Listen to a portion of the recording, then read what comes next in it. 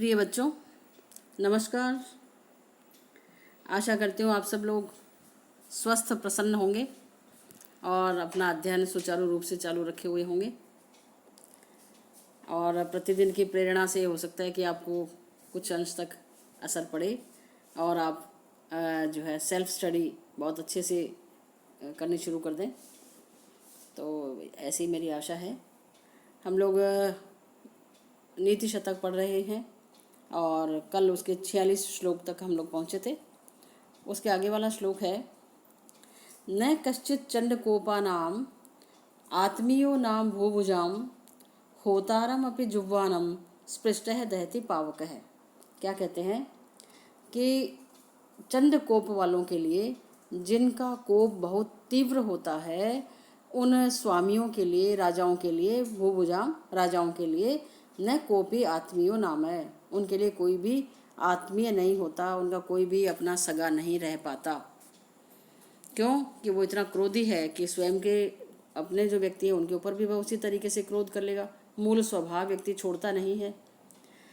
जैसे कि उदाहरण से अपनी बात को उन्होंने स्पष्ट किया, होतारम अपि जुह्वानम स्पृष्टः दहति पावकः, कि छू जाने पर अग्नि जो है वह हवन कर्ता को भी, होतारम अपि, जो आहुति दे रहा है, उस हवन को जो परिपुष्ट कर रहा है अग्निदेव को, उसको भी वह पावक जो है वो जला डालता है। तो वही तो उनको अग्नि में आहुति दे रहे हैं, उसको परिपुष्ट कर रहे हैं, और वही अग्नि उसको देने वाले को भी जिस तरह से छू जाने पर जला डालता है, इसी तरह से जो प्रचंड कोप वाले राजा लोग होते हैं उनका कोई भी आत्मीय नहीं रह पाता है। आगे है, मौनात् मूकः प्रवचन पटुर्वाचको जल्पको वा दृष्टः पार्श्वे भवति च वसन दूरतोऽपि अप्रगल्भः क्षान्त्या भीरुर्यदि न सहते प्रायशो नाभिजातः सेवा धर्म है परम गहनो योगिनामपि अगम्य है। क्या कहते हैं कवि भर्तृहरि कि सेवा धर्म जो है वह बहुत अधिक गहन है, गूढ़ है, बड़ा विकट है और योगियों के लिए भी अगम्य है। योगी लोग क्या होते हैं कि वो सुख दुख, सर्दी गर्मी, इन सारी इच्छाओं से ऊपर उठे हुए होते हैं। उनको ये ज़्यादा सांसारिक बातें जो हैं वे ज़्यादा उनको परेशान नहीं करती है, कष्ट नहीं देती हैं। लेकिन ये कहते हैं कि सेवा धर्म जो है वो तो योगियों के लिए भी अगम्य है। कैसे?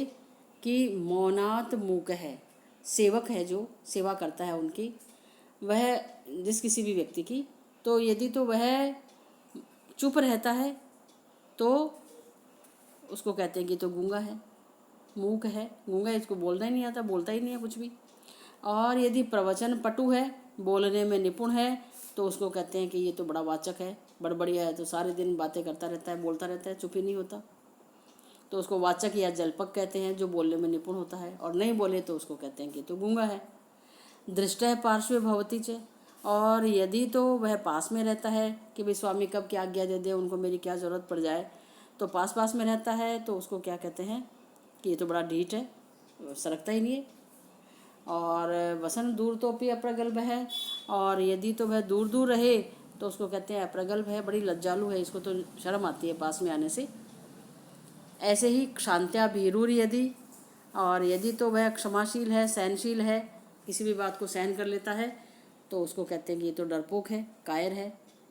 न सहते प्रायशो ना भी जाता है, और यदि तो स्वामी की किसी गलत बात को सहन नहीं करे या अन्य भी किसी प्रकार की असहिष्णुता दिखाए, तो उसको कहते हैं कि ये तो बड़ा न अभिजात है, ये तो अच्छे कुल का नहीं है, ये तो बड़ा कमीना है। तो इस तरह से सेवा धर्म जो है वो किसी की भी सेवा करना बहुत अधिक विकट काम है और योगियों के लिए भी अगम्य है। अगला है, उद्भासिता अखिल खलस्य विशृंखलस्य प्रोद्गाढ़ विस्मृत निजाधम कर्म वृत्तिः दैवाद अवाप्त विभवस्य गुणदिशोस्य नीचस्य गोचरगते सुखमास्यते कि नीच व्यक्ति की जब किसी के ऊपर नज़र पड़ जाए तो किसी के साथ में वह रहे तो उस व्यक्ति को सुख प्राप्त नहीं हो सकता। कैसे कैसे? कि उद्भासित अखिल खलस्य, जिसने संपूर्ण खल मंडली का, अखिल संपूर्ण, खल दुष्ट, संपूर्ण दुष्टों का, सारे दुष्ट लोगों का जिसने उद्भासित माने उनको प्रकट में लाया है, उनके गौरव को उसने और आगे बढ़ाया है। जो विशृंखल हैं, उच्छृंखल हैं जो लोग, संपूर्ण दुष्ट मंडली, उनको एक तो स्वयं के द्वारा कि देखो खुद भी वो दुष्ट होते हुए भी देखो आज कितनी ऊंचाई प्राप्त कर गया, इस तरीके से, या जो उसके आसपास रहने वाले दुष्ट लोग हैं तो उनको वह गौरव देता है। तो इस तरह से जिसने संपूर्ण दुष्ट मंडली को बढ़ाया है, उनको गौरव दिलाया है। प्रोदगाढ़ विस्मृत निज अधम कर्म वृत्ति है, और जिसने अपने पहले के किए हुए सारे अधम कामों को, प्रोदगाढ़ प्रागजात माने जो पूर्व में किए हैं खुद ने, उन सारे बुरे कर्मों को, जो अधम कर्म वृत्ति को विस्मृत किया बैठा है, जो उसको एकदम भूल बैठा है कि ये तो हमेशा से ही बड़ा चरित्रवान और इस तरह का ईमानदार और कर्तव्यनिष्ठ सत्यनिष्ठ था, जबकि था क्या उससे पहले, अधम कर्म करता था। तो जो अपने पूर्व में किए हुए सारे अधम कर्म वृत्तियों को भुलाए बैठा है। दैवाद अवाप्त विभवस्य, और भाग्य के कारण ही जिसको वैभव प्राप्त हो गया है, बाकी उसमें इस प्रकार के किसी प्रकार के गुण नहीं हैं जिनसे वह की इतनी उन्नति प्राप्त करता, लेकिन कई बार भाग्य भी साथ दे जाता है। और मैंने आपको पहले कभी बताया, क्लास में भी बताया होगा कि भाग्य किसे कहते हैं। जो भी हम कर्म करते हैं उनमें से कुछ कर्मों का फल तो हम प्राप्त करते चलते हैं, और कुछ कर्मों का फल संचित होता रहता है। तो यदि हमने अच्छे कर्म किए हैं तो उनका अच्छा फल कुछ कुछ मिलता रहा, कुछ कर्मों का फल संचित हो जाता है। और वही यदि हमने बुरे कर्म किए हैं, दुष्कर्म किए हैं, तो उनका भी उसी तरीके से नतीजा, कुछ का हम भोगते चलते हैं और कुछ संचित होते रहते हैं। तो समय आने पर फिर वो अच्छे या बुरे कर्मों का फल जब वह फलीभूत हो रहा होता है, उसे हम भाग्य कहते हैं।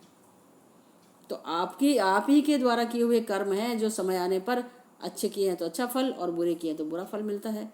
उस समय लोग बड़े उलझन में पड़ जाते हैं, बड़े अव्यवस्थित हो जाते हैं कि ये क्या हुआ हमारे साथ। तो इस तरह से विचलित होने वाली बात हुआ नहीं करती है, क्योंकि ये तो आप ही का सब कुछ किया धरा है। तो ये कह रहे हैं कि दैवाद अवाप्त विभवस्य, तो किसी समय में कोई एक अच्छा कार्य किया हुआ जिसकी वजह से विभव प्राप्त होया हुआ है भाग्यवश। गुणद्विषवस्य, और जो गुणों का बड़ा द्वेषी है, उसको गुण अच्छे नहीं लगते, जितने भी गुण हैं उन गुणों से वह द्वेष भाव रखने वाला है, दुर्गुणों को अपनाने वाला है। ऐसे नीच व्यक्ति की पहुँच के भीतर होकर के सुखम आस्यते कई, किन के द्वारा सुख प्राप्त किया जा सकता है, अर्थात कौन सुखी रह सकता है। ऐसे नीच व्यक्ति के आसपास भी यदि कोई रहने लग जाए, या वह उसका साथी बन जाए, या उसके अधीन कार्य करना पड़ जाए, या परिवार में कोई इस प्रकार का दुष्ट व्यक्ति आ जाए, तो उसके साथ में रह करके कौन व्यक्ति सुखी रह सकता है। आगे कहते हैं भर्तृहरि जी, आरंभ गुर्वी क्षयिणी क्रमेण लघ्वी पुरा वृद्धि मुपैति पश्चात दिनस्य पूर्वार्ध परार्ध भिन्ना छाएव मैत्री खल सज्जनानाम। बड़ा सुंदर श्लोक है। अंतिम पंक्ति है, खल और सज्जनों की मैत्री जो होती है वह छाया के समान होती है। खल दुष्ट और सज्जन कैसे, इसकी उपमा इन्होंने दी है छाया के समान। सूर्य की जो छाया है, दिन में सूर्य होने पर जो पेड़ों इत्यादि की छाया पड़ती है, या किसी कोई व्यक्ति खड़ा रह जाए, कोई भी खड़ा रहे, और उसकी छाया जो होती है तो सुबह प्रारंभ में कैसी होती है, गुरवी माने बहुत लंबी छाया होती है। क्षयिणी क्रमेण है, और धीरे धीरे वह छोटी होती चली जाती है। लघ्वी पुरा, प्रारंभ में लघु होती है, छोटी होती है, लेकिन वृद्धि मुपैति पश्चात, लेकिन धीरे धीरे वह बड़ी होती चली जाती है। तो इस तरह से दिन के पूर्वार्ध में और परार्ध के समान, पूर्वार्ध में कैसी बताई, आरंभ में बड़ी होती है। आप ध्यान करो, सूर्य जब उदित होता है तो पेड़ के मान लो उधर की तरफ जो जाएगी पश्चिम की तरफ छाया, तो वो बड़ी लंबी होती है, और धीरे धीरे कम होते होते जब 12 बजे तक का 1 बजे तक का समय होता है तो बिल्कुल सर पे होती है, और छाया जो बिल्कुल पेड़ के उसमें एकदम पैरों में होती है, एकदम छोटी सी हो जाती है। फिर जैसे जैसे सूर्य जो है वो पश्चिम दिशा की तरफ जाता है तो छाया इधर पूर्व दिशा की तरफ आनी शुरू हो जाती है, और धीरे धीरे वृद्धि को प्राप्त होती है। तो ये कहते हैं कि इसी तरह से खल और सज्जन की दोस्ती होती है। खल व्यक्ति क्या करेगा, दुष्ट जब मिलेगा तो बड़े प्रेम से, ओहो आप मिले, अरे अरे अरे बहुत अच्छा लगा, इस तरह से ये वो उनके गुणों का बखान करेंगे और जाने क्या क्या बोलेंगे। और धीरे धीरे जैसे जैसे काम पड़ता है या समय निकलता है या किसी और प्रकार का उनका कभी कोई स्वार्थ टकराया या किसी और प्रकार का काम आ पड़ा, तो वो मित्रता जो है वो धीरे धीरे कम हो जाती है। लेकिन सज्जनों की मित्रता लघवी पुरा, प्रारंभ में तो बड़ी छोटी होती है, परिचय हुआ, अच्छा अच्छा आप ऐसे हैं, मैं ऐसे हूँ, ये हैं। उसके बाद में जैसे जैसे भी संपर्क में आते हैं, एक दूसरे के अन्य अन्य कार्यों में सहयोग करते हैं, किसी और प्रकार की बात होती है तो एक दूसरे के साथ खड़े होते हैं और धीरे धीरे सुख दुख में हाथ बटाते बटाते साथ रहते रहते वह मित्रता उनकी वृद्धि को प्राप्त हो जाती है। और उसके बाद में अन्यत्र भी आप कहीं पढ़ेंगे कि फिर वो सोने के बर्तन की तरह से हो जाती है कि उसको कितना ही पटको करो लेकिन वो जल्दी से भंजन नहीं होता, टूटता नहीं है। और दुष्ट की मित्रता कैसी होती है, मिट्टी के घड़े की तरह से होती है कि एक बार पड़ा और फूट गया और बात खत्म हो गई। यहाँ पर इन्होंने छाया का उदाहरण दिया, बड़ा सुंदर श्लोक है कि दिन के पूर्वार्ध में बड़ी होती है, धीरे धीरे कम होती है दुष्ट की मित्रता, परार्ध में सज्जन की मित्रता की प्रारंभ में तो छोटी होती है लेकिन धीरे धीरे वृद्धि को प्राप्त होती है।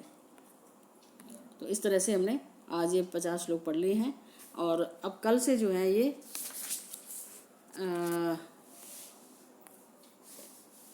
एक इसमें से श्लोक और रह गया, कोई बात नहीं, हम कल इसके बाद में फिर पढ़ेंगे सुजन पद्धति के बारे में, सज्जनों के बारे में इन्होंने क्या कहा है। और तब तक ये जितना भी आप पढ़ते जा रहे हैं, बड़े सरल सा भाषा है और बहुत ही सुंदर श्लोक बन पड़े हैं, आप इनको साथ साथ पढ़ते रहें। धन्यवाद।